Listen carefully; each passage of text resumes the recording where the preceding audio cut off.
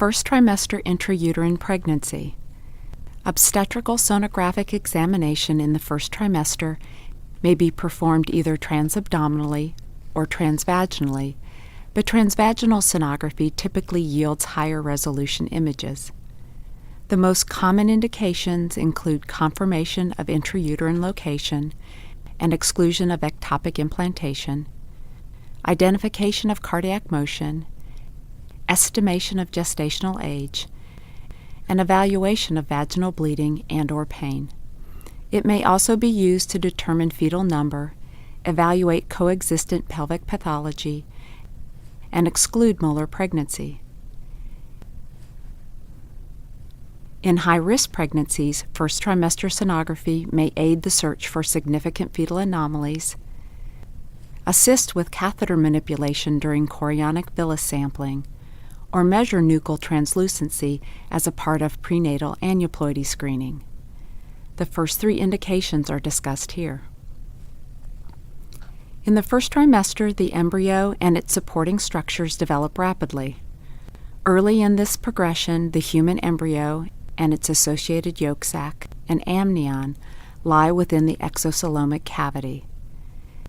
The decidua is the endometrium that has undergone preparation for pregnancy. That at the implantation site is the decidua basalis and is the location of final placental development. The decidua overlying the embedded embryo is the decidua capsularis, and the remaining endometrial cavity is lined by decidua parietalis.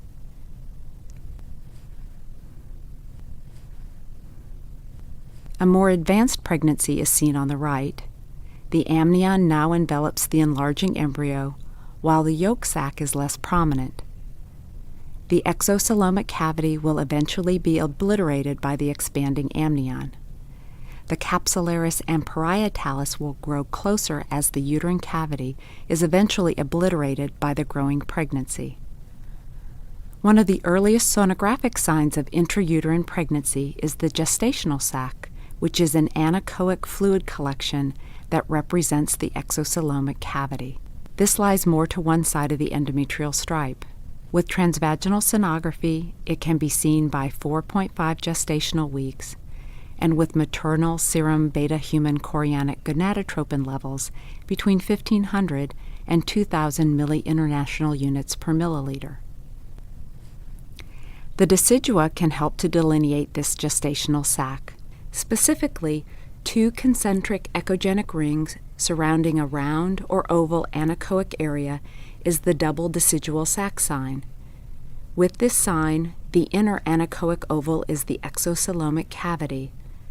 The inner rim represents the decidua capsularis, and the outer rim represents the decidua parietalis.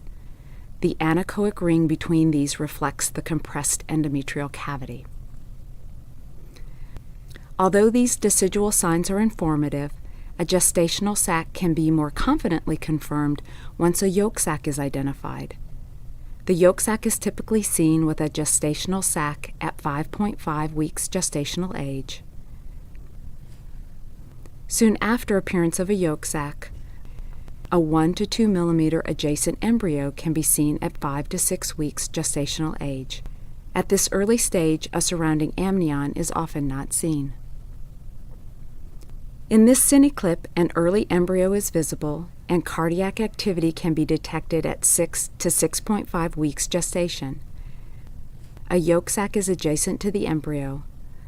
All of these structures lie within the exocelomic cavity.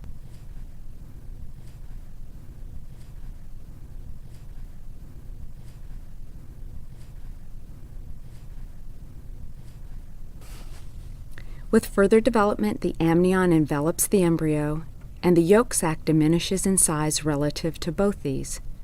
The crown rump length is the most accurate biometric predictor of gestational age and should be recorded. If carefully performed, it has a variation of only 3 to 5 days in the first trimester. The crown rump measurement should be obtained in a sagittal plane and should not include either the yolk sac or a limb bud.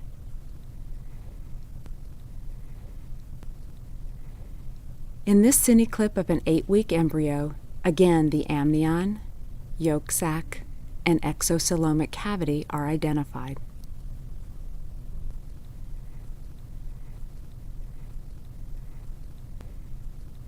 In addition to the uterus, the cervix is examined, and here the cervix and endocervical canal are seen.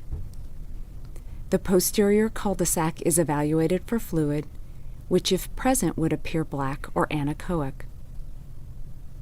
Also, the adnexa are methodically evaluated, and the presence, location, and size of adnexal masses should be recorded. Here an ovary contains a 5 cm anechoic cyst, which may represent the corpus luteum.